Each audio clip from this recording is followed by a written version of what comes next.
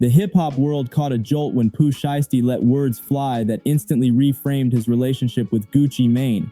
What had long been presented as a tight mentor-protege bond under the 1017 umbrella suddenly looked strained, layered, and way more complicated. As sources claim, recent lyrics, prison phone chatter circulating online, and strategic silences added up to a narrative shift that fans couldn't ignore. This wasn't a random rant or a reckless post. It landed measured, coded, and intentional. Classic street-smart messaging designed to be heard without spelling everything out. The energy around the situation changed fast. Online timelines lit up dissecting bars, timestamps, and old interviews, connecting dots that had been hiding in plain sight. Y'all ain't noticed since Pooh Shiesty been home, ain't been that. Shiesty's tone wasn't emotional or sloppy. It sounded controlled, almost businesslike, hinting at behind-the-scenes decisions that didn't sit right. Industry watchers noted that the expose wasn't about chaos. It was about leverage and legacy. When an artist speaks from a position where silence would have been safer, it signals something bigger than clout chasing. It signals a recalibration of power. What really fueled the fire was timing. The comments and lyrics surfaced as conversations about label loyalty, artist control, and post-signing realities were already buzzing across the culture. Fans revisited early rollout moments, contract-era interviews, and tour-era alignments. As sources claim, people close to the situation pointed to creative direction disagreements and business expectations that never fully aligned. The streets don't miss nuance, and neither does the internet. Every pause, every non-response, every carefully chosen word felt loaded. The takeaway from this opening chapter is simple. This wasn't a meltdown. It was a message. A statement that the story being told publicly didn't match how things felt privately. And once that door cracked open, there was no closing it. The culture leaned in, ready for the next layer. To understand the weight of Shiesty's words, the timeline matters. The rise under 1017 was fast, loud, and effective. Hits stacked, features landed, and momentum surged. On the surface, everything looks smooth, but as sources claim, growth at that speed can expose fractures quickly, especially when expectations aren't clearly aligned. Shiesty's rise was powered by authenticity and regional heat, and with that came a desire for creative say-so that doesn't always sync with label systems. As the catalog expanded, fans noticed subtle shifts. The sound matured, the messaging sharpened, and the distance between releases felt different. Industry chatter suggested negotiations around direction, rollout control, and long-term positioning became sticking points. This is where Shiesty's recent words hit hardest. They didn't attack, they reframed. They suggested that success didn't automatically equal satisfaction, and that's a reality many artists face once the initial glow fades. What made this expose feel real was the absence of theatrics. No rant threads, no viral insults, just pointed references and strategic quiet. As sources claim, that approach resonates in the streets because it mirrors real-life conflict resolution. Say enough to be understood, but not enough to burn bridges you might still need to cross. The culture reads between the lines, and those lines spoke volumes. Observers also highlighted how the situation mirrored broader industry debates. Who owns the vision? Who controls the narrative? And how does an artist maintain identity while scaling globally? Shiesty's comments didn't just speak to one relationship. They echoed a systemic tension that's been building for years. That's why the reaction spread beyond fan bases into executive offices and A&R rooms.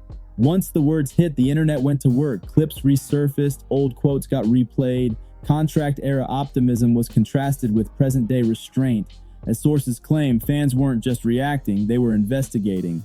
The silence from Gucci's side became part of the conversation, not because it confirmed anything, but because it shifted the spotlight. In hip-hop, silence can be strategy, but it also invites speculation. Commentators pointed out that Shiesty's framing avoided disrespect while still asserting independence. That balance matters. It signaled growth and intention rather than rebellion. The streets respect evolution, especially when it's handled with discipline. This wasn't about burning the past, it was about clarifying the present. Meanwhile, industry voices weighed in on the business angle. Label relationships are complex ecosystems, and exits or recalibrations rarely happen overnight. As sources claim, conversations about ownership, publishing, and future releases often run parallel to public silence. The lack of noise doesn't mean nothing's happening. It often means everything is happening quietly. What kept the story alive was consistency. Shiesty didn't contradict himself. The message stayed tight. And that consistency made the expose feel less like gossip and more like a recalibration announcement. Fans understood the code, the culture moved with it. Legacy conversations hit different when they come from artists who've already tasted success. Shiesty's stance suggested a long view, one where short-term wins don't outweigh long-term control. As sources claim, that mindset separates stars from staples. It's not just about hits, it's about ownership of direction and durability in the game. For Gucci, the moment highlighted the challenge of balancing mentorship with modernization. Icons operate in systems built over decades, while new artists move at internet speed. That gap can create friction even when respect remains. The culture doesn't always need a villain, sometimes it just witnesses a crossroads. The broader impact landed on the industry itself. Younger artists watch closely, reading the playbook, speak clearly, move strategically, don't overshare, let the message do the work. That lesson resonated far beyond this single situation. As conversations continued, one thing stayed clear. This wasn't a collapse, it was a transition. And transitions, when handled smart, redefine power structures without public destruction. That street wisdom applied to industry reality. The aftershock of Shiesty's words continues to ripple. Playlists spin differently, interviews get parsed, future releases are anticipated with new context. As sources claim, both camps are focused on forward motion rather than back and forth noise. That's how professionals move. The culture thrives on moments like this, not for drama, but for clarity.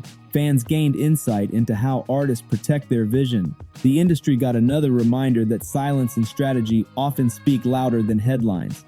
And the streets recognized discipline when they saw it. As new music looms and business moves develop, this chapter will be remembered as a pivot point, not an explosion, an evolution. That's how real power shifts happen in hip-hop, quietly and decisively. The real shift came when Pooh Shiesty's tone stopped being subtle. What used to be coded became direct energy. As sources claim, statements made through intermediaries, lyrics, and private conversations started surfacing with a clear message. Something wasn't right behind the 1017 curtain. Fans noticed references to being shelved, to feeling abandoned, to loyalty not being reciprocated. In rap culture, that's not random venting, that's signaling. It tells the audience a line has been crossed. What made it explosive is that Gucci Mane's brand is built on survival, independence, and control of narrative. When someone from inside that circle hints at mismanagement or neglect, it shakes the foundation. Not because it's proven, but because it's unexpected. As sources claim, Pooh Shiesty's camp felt the momentum wasn't protected during critical moments. From playlist placement to feature visibility, every small detail suddenly mattered. When the machine slows down, artists feel it immediately. Online debates went crazy. One side defended Gucci's track record, pointing to decades of success and countless artists launched. The other side argued that legacy doesn't erase current responsibility. Both can exist at the same time. What's undeniable is that the relationship no longer looked unified. The body language, the silence, the absence of public support, all of it painted a picture of distance. Once that distance becomes public, reconciliation gets harder. Pride enters the room and business becomes personal. That's where things crossed from internal conflict into public scandal. Once the story went mainstream, the industry started watching closely. Labels, artists, and executives all understand what this situation represents. It's not just two names, it's a warning about how fast alliances can fracture. Gucci Mane's silence continued, which only amplified speculation. Silence in hip-hop isn't neutral, it's strategic. As sources claim, the decision not to respond was intentional, meant to avoid feeding the narrative. But silence also leaves space for interpretation, and fans filled that space fast. Meanwhile, Pooh Shiesty's name stayed circulating despite incarceration. That alone showed how strong his presence still is. Artists don't stay relevant by accident. The conversation kept him visible, and visibility is power. Behind closed doors, insiders reportedly debated whether this situation would permanently sever ties or cool off over time. History shows that rap beefs sometimes heal, but business wounds heal slower. This moment also sparked larger conversations about artist treatment, especially when legal trouble enters the picture. Support during hard times is remembered longer than support during success. Whether intentional or not, the narrative shifted Gucci Mane from mentor to executive in the public eye. That's not inherently bad, but it changes expectations. The scandal wasn't about criminal accusations or street drama. It was about trust, control, and perceived abandonment. And in hip-hop, those themes cut deeper than almost anything else. This situation leaves a lasting mark, regardless of how it ends. Pooh Shiesty and Gucci Mane represent two different generations of survival in rap. One built the road, the other ran it fast. When those paths collide, sparks are inevitable. As sources claim, no official reconciliation has taken place and no formal split has been announced. But energy doesn't lie. Distance speaks louder than statements. For younger artists watching, the lesson is clear. Contracts matter, communication matters, and loyalty gets tested when circumstances change. For executives, the reminder is just as sharp. Artists remember who stood close when things got uncomfortable. This scandal reshaped public perception on both sides. Pooh Shiesty looks like an artist fighting for control of his destiny. Gucci Mane looks like a CEO protecting structure and brand. Neither role is wrong, but they clash hard when expectations don't match. Hip-hop has always thrived on tension, truth, and transformation. This story sits right at that intersection. Whether it ends in reconciliation or permanent separation, it already changed the narrative. And as the situation continues to unfold, one thing is clear. The silence, the lyrics, and the timing all speak volumes.